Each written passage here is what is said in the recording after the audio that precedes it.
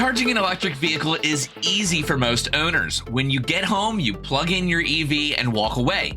The vehicle will charge overnight while you're sleeping, and in the morning, you awake to a full tank to start your commute. Charging, with the exception of road trips maybe, is almost an afterthought, which, if you think about it, seems crazy and maybe too good to be true. For 75 million Americans who live in an apartment or a condo, however, the experience of filling up isn't nearly as thoughtful or easy. In fact, for many potential EV owners with these living arrangements, not being able to charge overnight is an obstacle to EV adoption with no obvious solution. I had a chat with Joseph Nagle, project manager and strategist at Orange, and he is convinced that they have a solution for EV charging at multi-unit buildings. Before we dive into the conversation with Joseph, however, if you haven't already, go ahead and subscribe to the EV Resource channel, hit like on this video, and leave a comment in the comments section of what you think about the problem of apartment charging and this potential solution.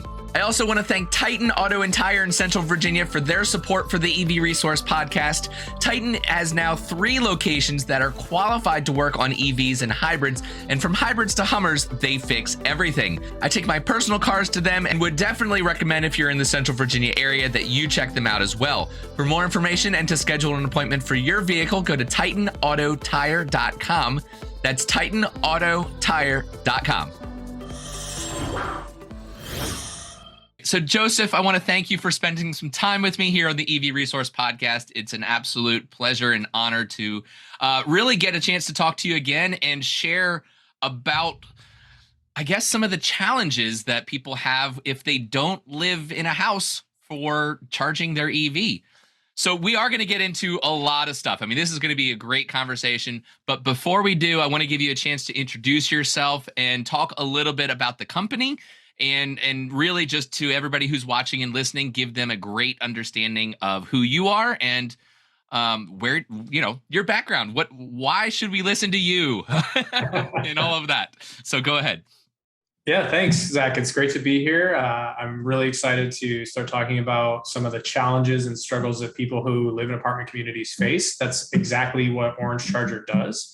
My background is I've worked for EverCharge from the very beginning as a marketer, partnerships, strategy, all sorts of stuff at a startup that you have to do. So that's how I got my boots on the ground with electric vehicles in apartments and the difficulties that those people face. I found Nicholas, the CEO of Orange Charger, just randomly through different channels. We hit it off, and he showed me the products that he's making for the apartment community, and I absolutely flipped. I was like, oh my God, this is going to change everything. And I think we're going to talk about that today, but yeah, I'm really excited to be here. Yeah. So Orange as a company, it has an interesting kind of backstory or origin story. Where did it come from, or who had the idea? Let's kind of build a decent foundation for people to work off of here. Yeah, so Orange as a company started. So Nicholas Johnson is the CEO and founder of Orange. He is a former Tesla engineer. He worked with a few different people, the original founders of Tesla, Smith Ethan, who is a Nobel winning prize scientist. They were actually investors in EverCharge. And that was our main initiative at EverCharge, was to bring EV charging to multifamily housing. Because this is still a problem, we obviously didn't solve that. We found a better fit for that product within fleets, but that's how he got started. They needed something to kind of fit and fill this mold. And so he kind of looked at the overall landscape of what is out there, what's available. He started interviewing tons of people. And he kind of came on to this idea that electric vehicle charging at an apartment should be as easy and as simple as it is for someone in a single family home. And the way that works is that in a single family home, what you really need to do is just look at your breaker, see if there's available space, see how much power you have. And more or less, most places have enough. You can install maybe a level 1 or a level 2 charging station, like a plug on a wall, basically. And you just plug in with the mobile adapter that comes with the vehicle. And he's like, why isn't this the model that apartments are using? And so he started to dive into this, and then he came up with the Orange outlet, which is literally just an outlet on a wall It's bright orange, so you can delineate them from like an actual just normal dumb outlet. I'm going to have that up on the screen. There is a photo somewhere. I don't know yet, but it's there so people can actually see what you're talking about. Perfect. And you just plug in like you would at a single family home using the mobile adapter that you have. It comes in two variations. There's the 520 and the 620. The 520 is a 120 volt outlet. It's a level 1 charger. We can talk about how, a lot of people that the level 1 is almost a negative connotation, but you will get away with using a level 1 and never notice unless you're going on a really long road trip every week. Level 1 is totally fine to charge an electric vehicle with. And then we also make a level 2 charger, which is a plug as well. It's a 620. You can plug into that and it'll give you about 120 to 180 miles of range overnight. So it's a big jump. But in general, that's what the goal of Orange is, to make it as easy for for multifamily home dwellers to have it as easy as a single family home dweller. Okay. So I guess we really need to ask the question, what is so hard about charging at an apartment anyway? I mean, why not just throw up a 350 kilowatt DC fast charger at every parking space and call it a day? Wouldn't that be wonderful? Unfortunately, it's not that simple. Power in general is a shared resource at an apartment community. And so there's a very delicate balancing act that has to take place within these communities. For the EV driver themselves, what they really want is affordable access to charging. That's really it. Sure. Yeah. They don't want to get price gouged, and they certainly don't want to have to, share a charger with anybody else. They just want to be able to come home, plug in, and not really think about it too much. The community wants to ensure that everybody has equal access to that resource. So same thing with if you have a fitness facility or a laundromat facility inside your apartment, you want to ensure that every person in that apartment has equal access, regardless of if they use it, right? So you want to make sure that everybody can use that amenity. And then where we get into the problem with that is that the owners, they want to make sure that they can get reimbursed for the power used. So like in the apartment scenario, you're charging, somebody's paying for that electricity. And if it's not being monitored, then it comes back to the owner. And for the EV driver, hey, that's great, it's free. But for the owner, they're going to probably be a little bit miffed that, a lot of money is all of a sudden going to disappear out of their accounts because they're paying huge electrical bills all of a sudden. So you need to make sure that there's some sort of billing element built in there. And then on top of that, and the thing that we've really discovered is that if we can build in a way to get a return on that investment, which is something that nobody else can do right now, and get that to be from just an amenity to actually a revenue source for those buildings, then we see a real path forward, because they'll start to make money off these stations little by little, and then they'll be able to afford the electrical upgrades that they need to put in even more. And that's how we slowly build to getting to a 100% penetration. Okay. So the charger we're talking about, it's actually not a charger, really, is it? It's basically, and of course, people have seen the picture, and so they're probably a little confused because we're talking about charging, but what you guys are offering is really a receptacle. Correct. And I'll point out that even other chargers, like a ChargePoint charger, any charger you see out in the wild, those aren't chargers either. The charger. That's true. That is true. It's a fancy switch on the wall. Yes. Well, and I think that's a good point to make. A lot of people don't realize that with an EVSE, what is it? I don't even remember what EVSE stands for. It's escaping my brain at the moment. Electric vehicle charging equipment. Or electric vehicle service. Equipment. Yeah, there we go. I'm like, charging equipment makes more sense. But so you have essentially a fancy wall outlet, and that is not giving it the credit that it is due. So what is really so special about this little orange box? Really, what's so special is that it was engineered from the ground up with apartment dwellers in mind. So there's a lot of tech actually built into this little box. It has Wi-Fi, it has cellular, it has Bluetooth capabilities. It has a very quick to access, you just scan the QR code, you download an app, and then from every moment on, that's how it recognizes you. So you don't have to carry around like an RFID card or anything like that. So as long as your phone's charged, then you can charge your car. Very much so. Yeah. And then on top of that, there's actually little microphones built into it. It's not surveilling anything. It can't hear that good. All it's listening for is the click of the plug into the wall. So if a charging session is stopped for any reason, you will be notified. Oh, that's cool. Yeah, you didn't tell me that before. I wanted to save some surprises. I wanted to see your reaction. Right? No, that's super neat. So, I mean, you've got the ability to monitor electrical usage. So obviously that's something that both EV driver and the property owner are going to want to keep Correct. tabs on by scanning the QR code and using an app. Now that session, the charging session, is assigned to an individual and car. Correct. So now you can bill that individual and car for the electricity they're using.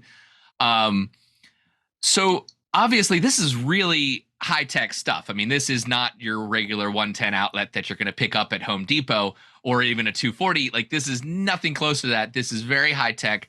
So with many new technology, high-tech things, I mean, the cost is probably, I mean, how many thousands of dollars does each one of these cost? Cost $350. $350,000 per. Oh no, $350. And of course, I knew that already, but I'm trying to create drama for the audience. That is spectacular. Like, that is basically what you would pay for the lowest, most simplest. I don't want to say cheap, but the best value EVSE that you'd hang on the wall somewhere. So property owners are likely going to foot the cost of the units, the installation, and all of that. Any business owner, whether it's an apartment building or anywhere else, it's all about ROI, right? Return on investment. You had mentioned that you guys actually can provide that. So then the real question becomes, what have you seen in your real world applications of kind of a timeline of when apartment landowners, property owners, when they will see a return on that investment? Yeah, so I want to take just one quick step back. Sure, go for it. Because you did touch on something that I didn't mention, which is sort of a little bit in the install costs as well. So not only is the box itself less expensive, our install costs are halved because we're using the NEMA 520 plug, the NEMA 620 plug. Those actually utilize lower gauge wire than a standardized 30 amp unit. If you've been paying attention to the commodities market at all, you know that supply chains are strained. Copper's very expensive right now, so the lower gauge you can use, the much cheaper it is. Less material. Yeah, basically. Sure.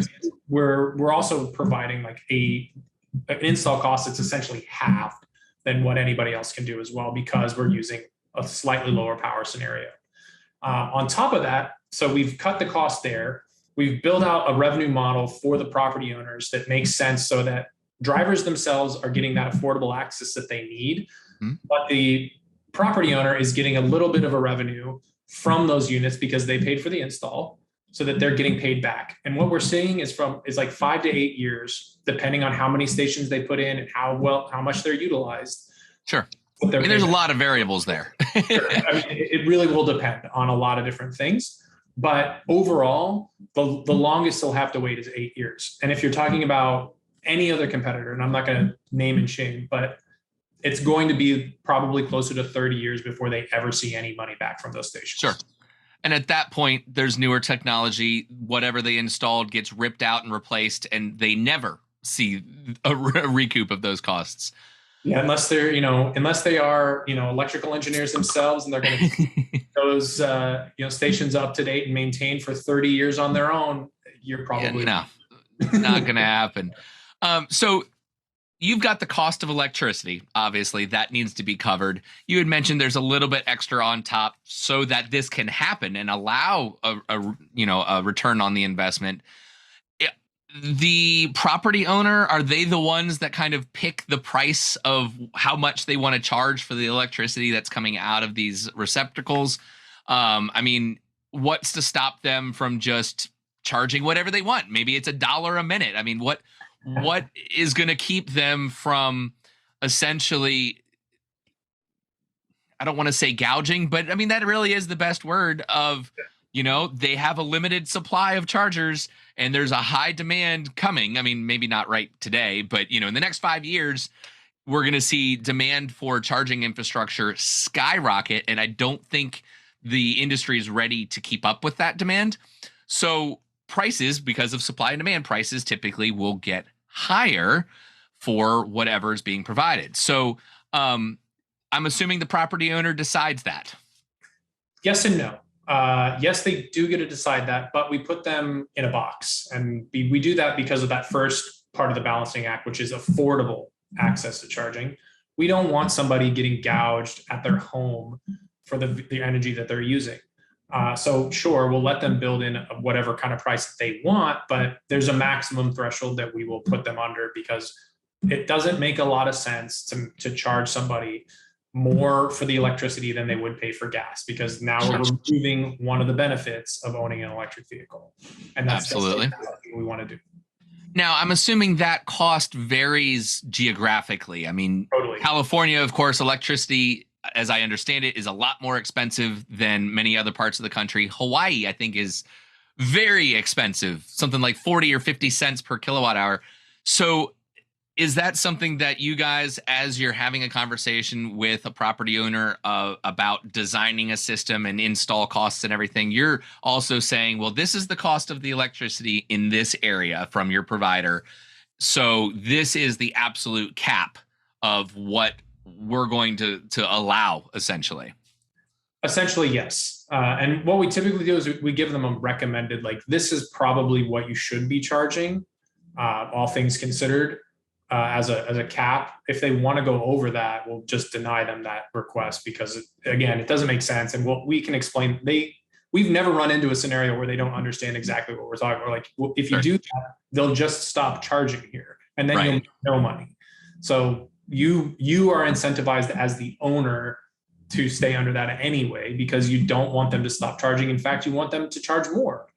You probably would see that max threshold, be like, oh, look at all this money coming in. But if I just drop it a little bit, they'll be happier. They'll charge her more often and more money over the long run. It just anybody that's played Sim City on the computer understands if you raise taxes too high, you end up making less money. So keep them reasonable.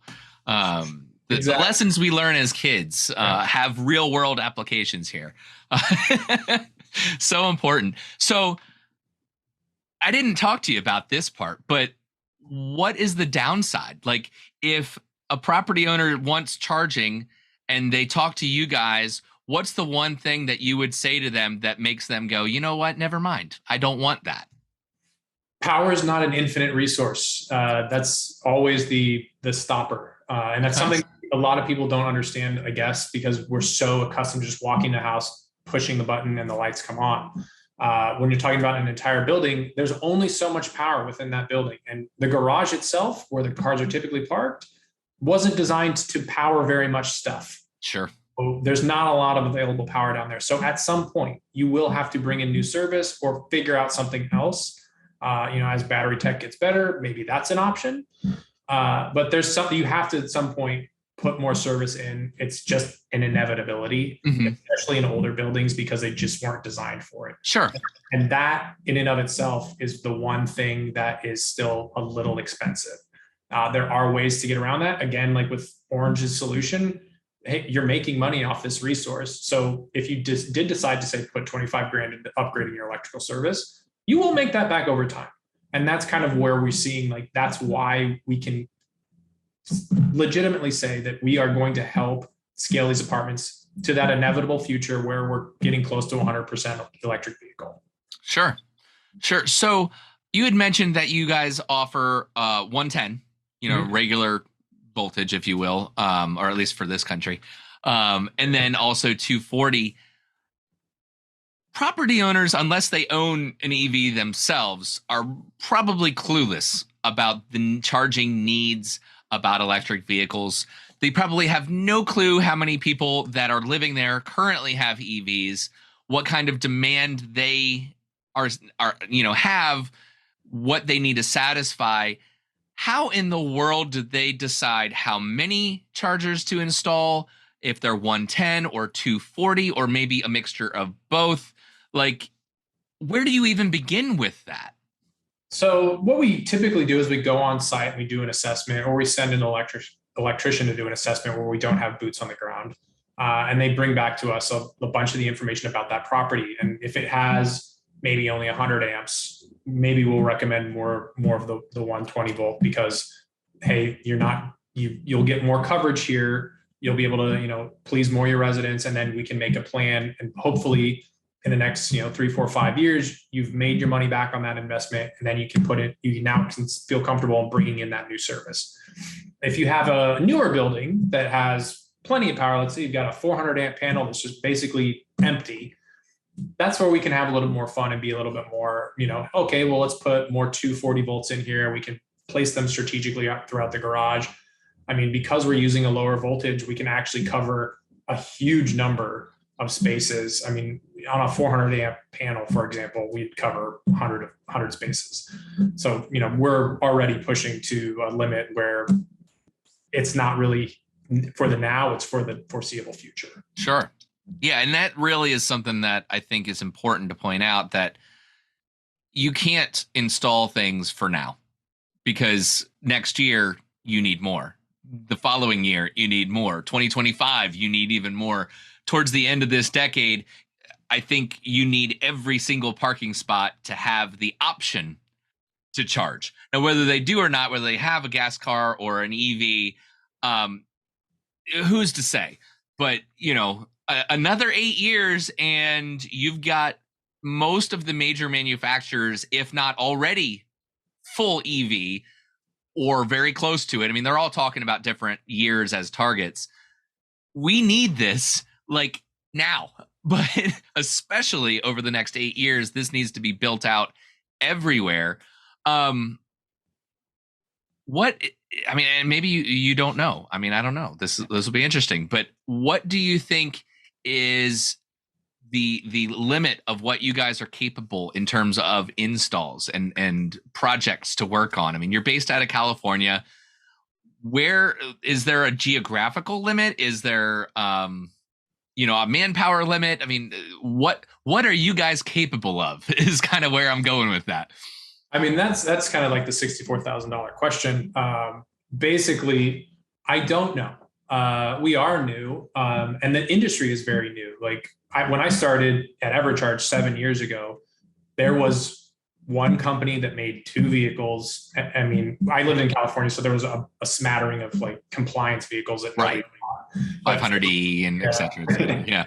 For all intents and purposes, it was Tesla, Model X, and then the Model S. So now we're talking about there's 25 models that are legit good vehicles on the road today that you can buy. And so when I'm talking about like a geographic limit, I mean, from a company perspective, we don't have one, but at some point, as the cat comes out of the bag and people start to see that this is a viable solution, it's much less expensive to install. It does provide you a path to get that return on your investment. I think then we're going to start to see some very good problems for a startup to have, which is how do we scale with demand? And so that's something I literally was in a meeting before I sat down with you. Yeah. That's what we're talking about. There you go. Well, yeah, I mean, that is the question, right? I mean, at what point do you guys need to start hiring more people, ordering more? I mean, I'm sure you guys don't make these receptacles in-house. Everything is built by us. I'm not the one building it, but every single one. You need a sign. Every single one. Joseph Nagle, right there.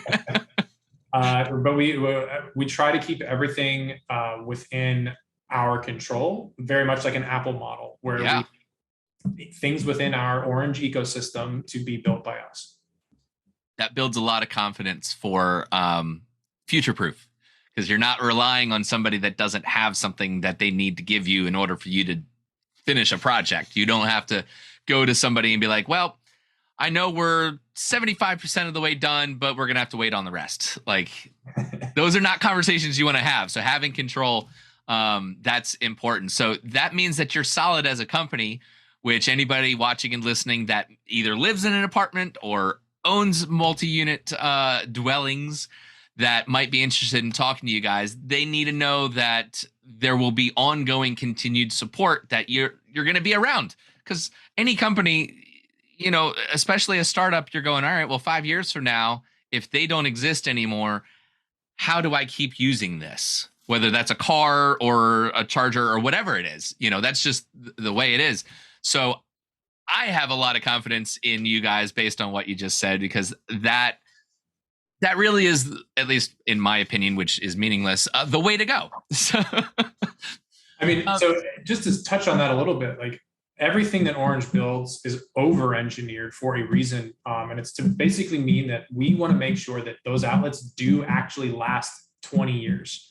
Like, no joke, that's what we've engineered them for. They get beat up in testing. We want to make sure that 20 years from now, if you bought one, it still works just like the day you had it. And it has a bunch of different little mechanisms and built into that thing to make sure that there's not a lot of failure points. sure. So it's been totally over-engineered. Whether that's a good thing or a bad thing, it depends on your perspective. From a consumer Over-engineered only is a bad thing if it means that the cost is too much. And I'll use Saab as an example. Great vehicles, over-engineered, they cost too much, it killed the company. You guys, I don't think, I don't know what your internal profit margins are and everything, but certainly for $350 for a product, that's reasonable. I don't think that seems like it's pushing the upper limits of. You guys could probably double that and still sell every single one of them. I'm not suggesting that, but we totally could, but like it defeats the purpose of our company ethos, which is to ensure that the people who live in a multifamily building have the same experience as if you live in a single family home, because it's something we talk about a lot within our company, which is EV equity, and like making sure that it's an equitable solution for everyone, regardless of where you live. Because right now, like 9% of EV owners live in a multifamily building, and it's because they do not have that access to affordable charging. And if you live in a single family home, like I said, it's super easy to get charging.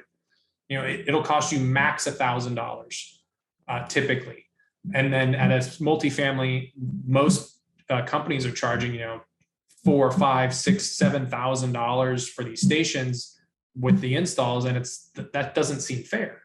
And so that's why you're seeing that market penetration so low. And so we have to ensure that it's affordable, and we're proving that out by making the product as low as possible. Sure.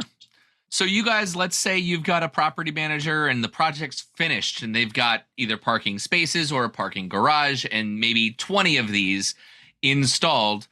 As an EV driver that lives there, and I'm going to pull in because I see this bright orange thing and somebody sent an email out to all of us that live there that, hey, we've got chargers so you can go use them. And I pull in and my first reaction will be, wait, how do I use this? What do I do? There's definitely, what kind of education have you built into this process so that the end user completely understands what they're looking at and how to interact with it? Right. So once that product is on site, installed and ready to use, the property manager should send out an email to the community saying, it's available for use and here's how to use it. And the great part of it is it's super simple. You take your phone, you scan the QR code, you'll be asked to download an app. The app will instruct you what you need to do. That first charging session for you is free because we don't want you fumbling around with your credit card in a dark parking lot or lit garage. Sure. Go in, start charging, go home. The app will then bug you to say, hey, you need to put in some payment information. The first one's on us, but you need next time, hey, make sure you put in your credit card into the app. And then that's kind of it from then on out. All you have to do anytime you want to use that charging station, you plug in, scan the QR code, you're done. Now for the 110, obviously most mobile adapters have a 110. You can just plug in and use it. For the 240 though, the type of plug that you guys are working with isn't exactly the most common in the EV space. The NEMA 1450, the 50 amp 240 is probably what most mobile adapters are shipping with. Correct. So whoever's using that is going to need an adapter. That is correct. You guys offer those. We do not offer those at this time, but they are very easy to find, through Amazon or Google or whatever mobile adapter that you have, whether it be the 1450 or, just a 110-volt plug, 520. You can search online. They range in price from, low end, like 40, $50 to high end. You can get like a universal charging solution. It comes with all kinds of adapters and stuff for $300. I know people who have bought those. They keep it in the back of their car, and they're ready for anything. I have a feeling the early adopters for electric vehicles are the ones that they're prepared for that. They're more willing to accept any situation that pops up, and they'll be ready for it. The general population is going to be utterly confused and they don't think about electricity or electrical usage or any. I mean, this is all brand new to a lot of people. And I would argue at this point, especially people who live in apartment complexes, because they can't charge at home right now without you guys. Right.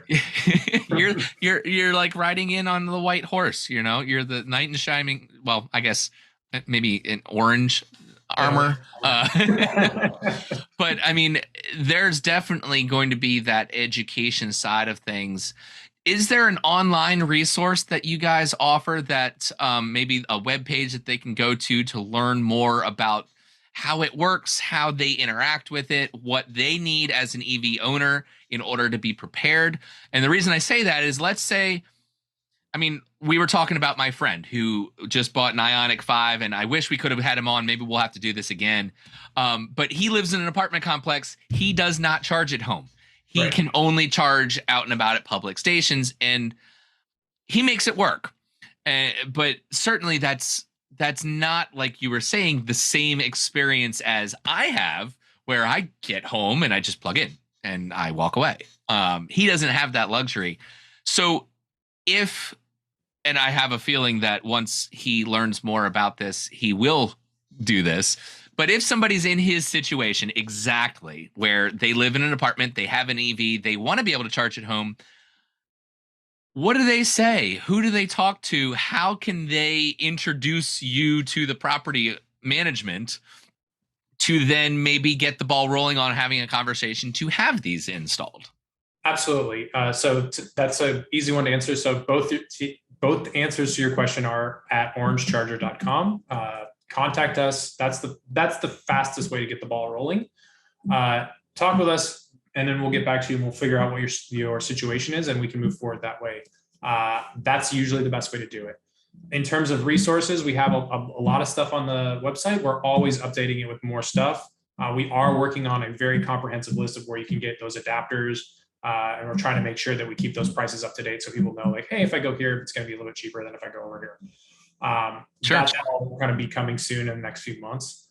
But yeah, like, that's the easiest way to get in contact with us. And go ahead and give that URL, the webpage again. I'm going to have it in the show notes. So, whoops, I was talking over you. Sorry.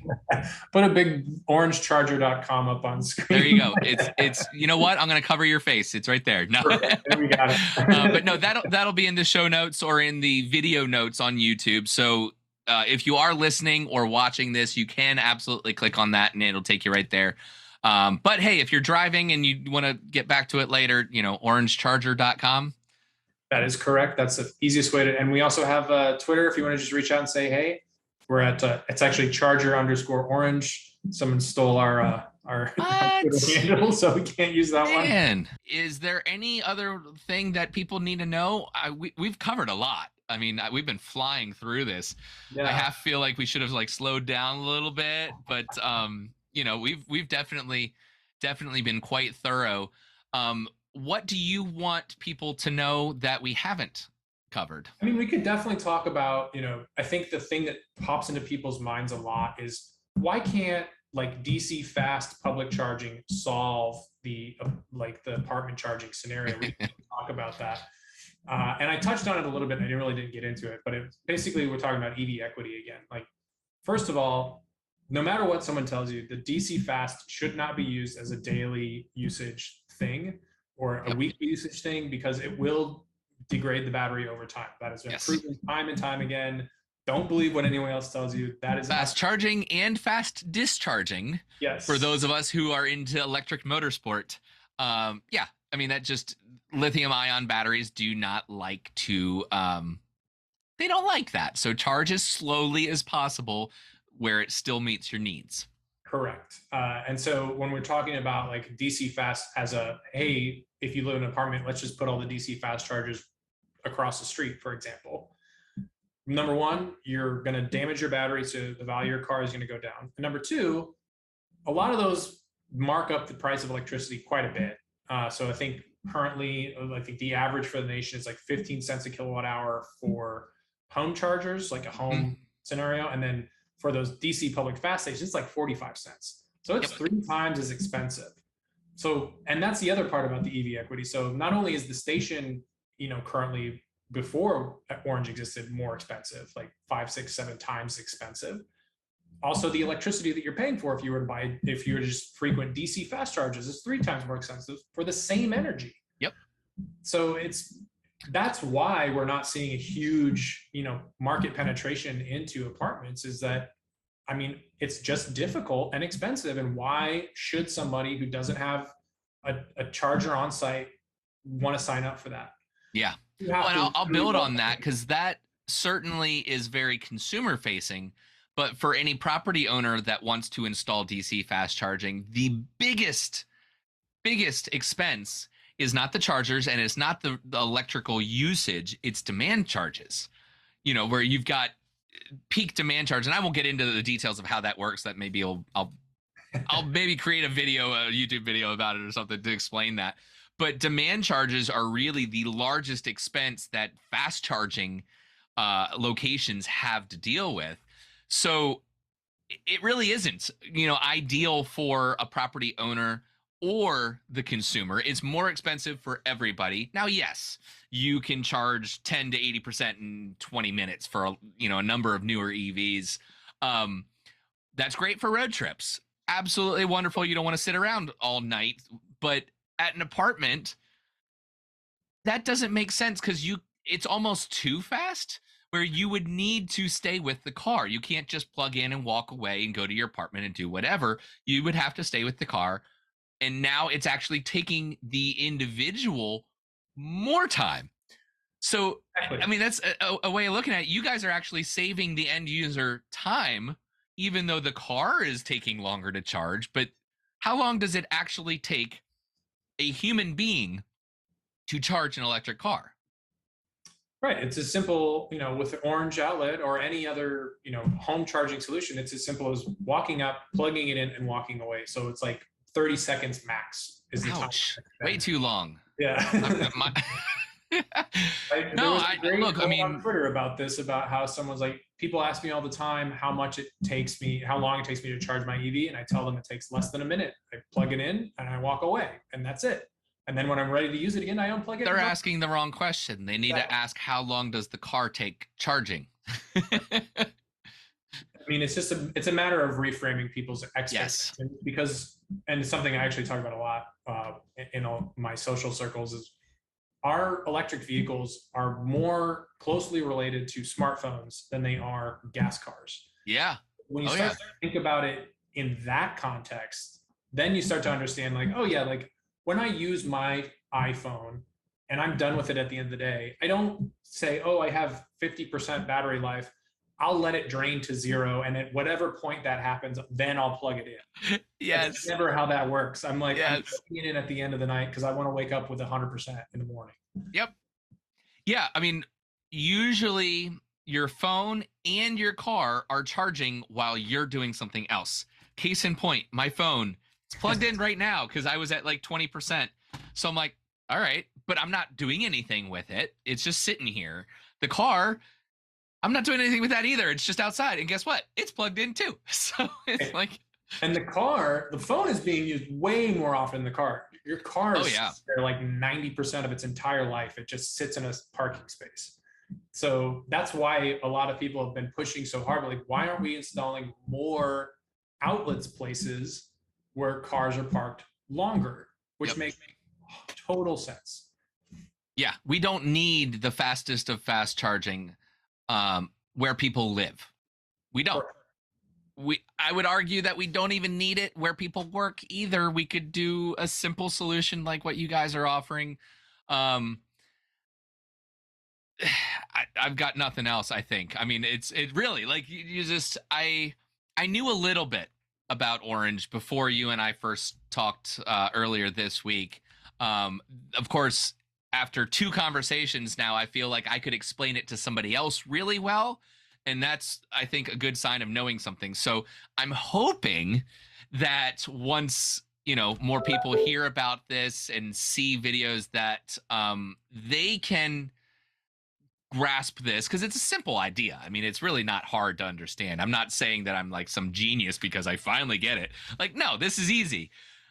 More and more people are going to recognize that. And I think the biggest thing is just being able to communicate that to other people because this is something that I think will spread grassroots much, much quicker than it will if you guys do any kind of marketing. I mean, this is, I live here, I want this, or I know somebody that lives in a situation where they should want this. Absolutely. And I think to just go back to like, if you are listening and you're wondering, how do you get started, even before you get contacting the Orange Charger, like start making your plans, like start figuring out some of these things now. Like go into your community and see how many people actually do own an EV or want to own an EV. Because the more information you bring to that property manager, like this is how many people want to own a car in the next couple of years. Here's how much available power we have and X, Y, and Z. Yep. Those type of things will get you so much further than if you just came to us without anything, because then we will have to go engage the property manager. They're going to do all this other back and forth, and it takes a long time. But if you can collectivize information a lot quicker, you'll find that these things actually move pretty smoothly, because if you find that more people in your community want to buy an EV and the only thing that's stopping them is access to charging, come talk to us because we will be able to help you. There you go. All right. Well, I'm going to give you one last chance. Anything else you want to talk about? Because like I said, I have run out. I wrote down questions. I've run out of questions. So. I mean, we could keep talking about this all day. I don't want to take up too much of your time. I could. Well, I know you've got a lot to do too. All these types of things, but I've enjoyed this conversation tremendously, and I hope that we can continue doing this in the future. This was super fun. Absolutely. Well, I definitely want to, once I can get my buddy to see what kind of free time he has, I want to revisit the conversation with somebody who actually needs your product. Like they're in that situation. I think he will have some insights and just be able to think about things differently than I do, because I'm not in that situation. So I can understand it as an outsider, but it's different when you're experiencing that day in and day out. So we'll have to revisit things and try to get something set up, possibly a conversation with him as well.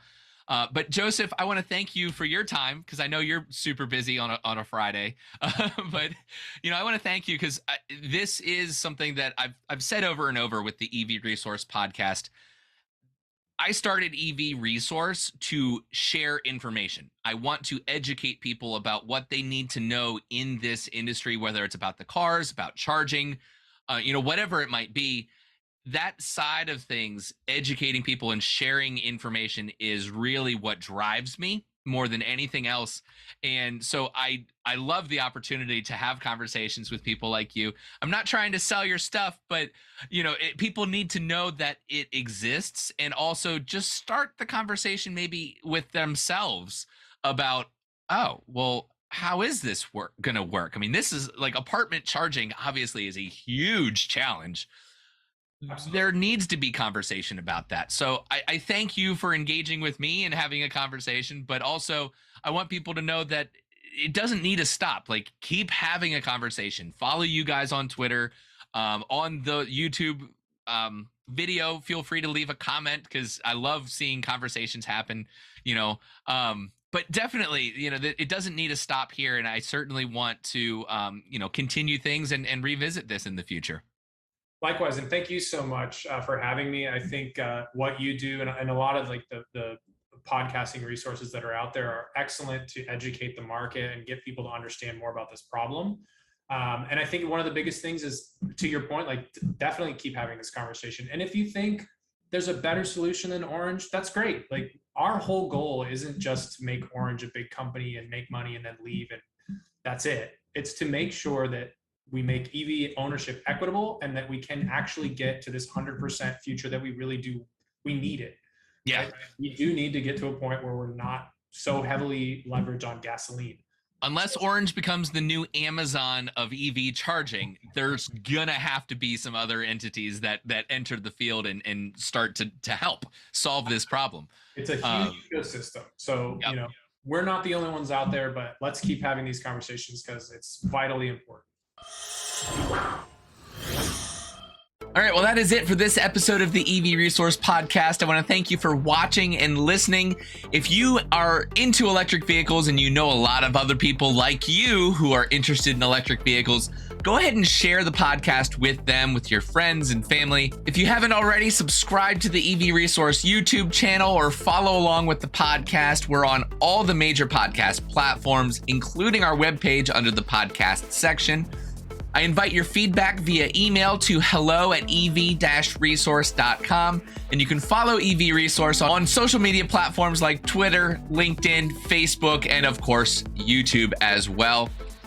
Oh, and Instagram. I forgot that one. So if you want to follow along, you can find us all there. Definitely a shout out to our Patreon supporters, Rajiv Narayan and Christopher Lawrence at the executive producer level, kind of leading the pack. That's $10 a month at that tier. There's also the producer tier, which is $5 a month. If you're interested in supporting the efforts here that I have with EV Resource for the magazine and the podcast and the YouTube and all of it, you can head over to patreon.com/EV Resource and check it out. It's completely optional. Of course, I'm going to be doing all of this with or without that support, but it does make a big difference. And I appreciate all of you who have chosen to provide that support. But that is it for this week's episode. So thank you so much for watching and listening, and I'll catch you next time.